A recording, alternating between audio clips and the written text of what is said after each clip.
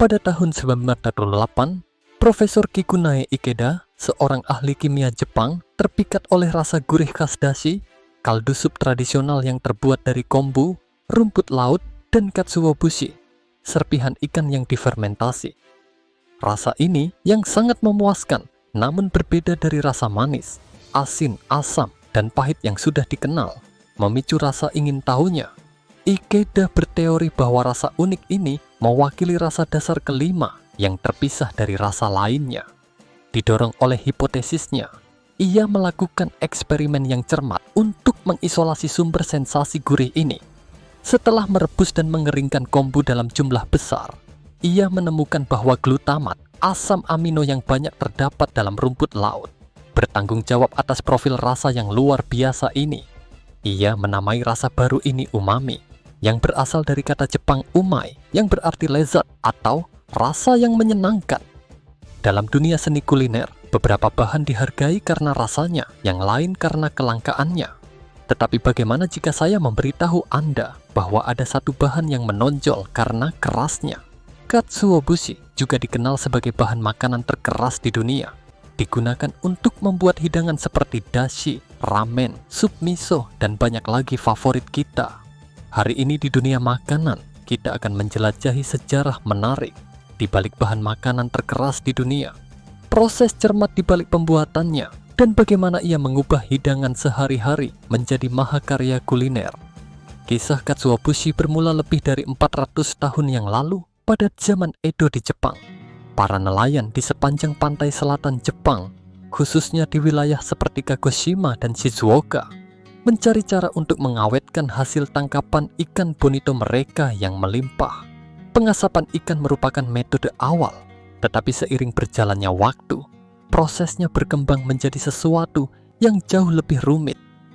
Pada abad ke-17, pengrajin Jepang menemukan bahwa fermentasi dan pengeringan ikan bonito menghasilkan produk yang tidak hanya tahan lama, tetapi juga kaya akan umami, rasa gurih yang menjadi ciri khas masakan Jepang. Metode pengawetan ini memungkinkan ikan disimpan dalam waktu lama, menjadikannya sumber makanan yang dapat diandalkan. Pada abad ke-18, katsuobushi telah menjadi bahan penting dalam rumah tangga Jepang, terutama untuk menyiapkan dashi, kaldu dasar dalam masakan Jepang.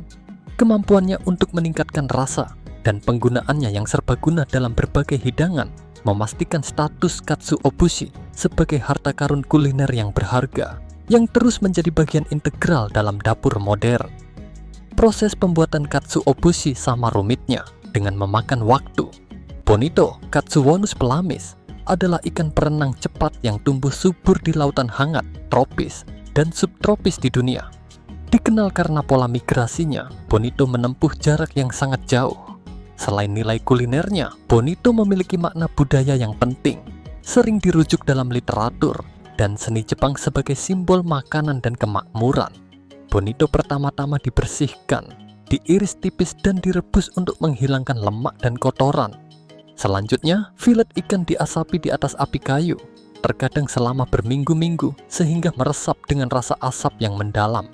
Proses pengasapan ini mengeraskan ikan dan mempersiapkannya untuk tahap berikutnya, fermentasi. Blok ikan kemudian diinokulasi dengan jenis jamur tertentu, Aspergillus glaucus, yang memainkan peran penting dalam proses fermentasi. Jamur ini bekerja dengan memecah protein dan lemak ikan, menghasilkan rasa umami yang pekat yang menjadi ciri khas katsuobushi. Proses fermentasi ini sangat teliti dan dapat memakan waktu berbulan-bulan untuk diselesaikan.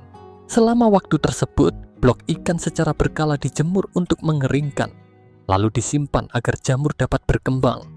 Siklus pengeringan dan fermentasi ini diulang beberapa kali, secara bertahap mengeraskan ikan dan memperkuat rasanya.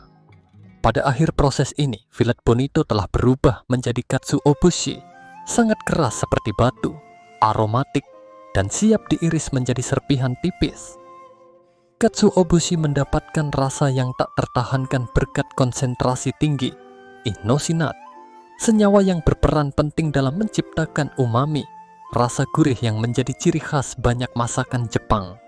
Ketika katsuobushi dipadukan dengan kombu, sejenis rumput laut yang kaya akan glutamat, Interaksi antara kedua senyawa ini menghasilkan sinergi yang kuat.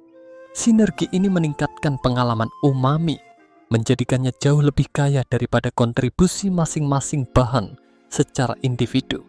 Bersama-sama, mereka membentuk dasar dashi, kaldu esensial yang menjadi fondasi masakan Jepang.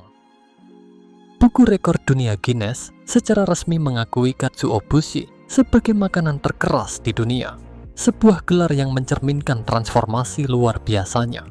Blok yang keras seperti batu ini yang dibuat melalui proses pengasapan, pengeringan, dan fermentasi selama berbulan-bulan, kemudian diiris menjadi serpihan tipis seperti kertas yang memiliki rasa umami dan aroma asap yang intens. Serpihan ini adalah dasar dari masakan Jepang. Di luar penggunaannya dalam dunia kuliner, proses persiapan katsuobushi yang rumit dan penampilannya yang mencolok telah menginspirasi seniman dan pengrajin.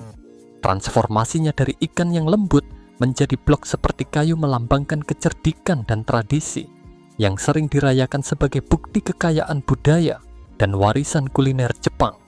Katsuobushi sangat serbaguna, membawa kedalaman dan rasa ke berbagai macam hidangan. Pernahkah Anda memperhatikan serpihan halus menari di atas sepiring takoyaki atau okonomiyaki yang panas? Itulah katsuobushi yang bereaksi terhadap panas, menciptakan elemen visual yang hampir ajaib untuk kontribusi rasanya yang gurih.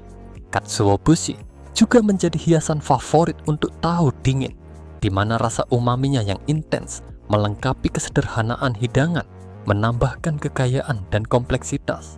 Selain sebagai hiasan, katsuobushi yang dihancurkan dapat mengubah semangkuk nasi putih biasa menjadi sesuatu yang luar biasa, memberikan sentuhan rasa asap dan gurih. Tambahan sederhana ini mengubah bahkan hidangan paling dasar menjadi pengalaman yang memuaskan dan penuh rasa. Terlepas dari akarnya yang kuno, seni pembuatan katsuobushi tetap hidup hingga sekarang. Namun, jumlah pengrajin yang mempraktikkan kerajinan ini semakin berkurang. Katsuobushi produksi massal yang sering dibuat dengan jalan pintas mendominasi pasar.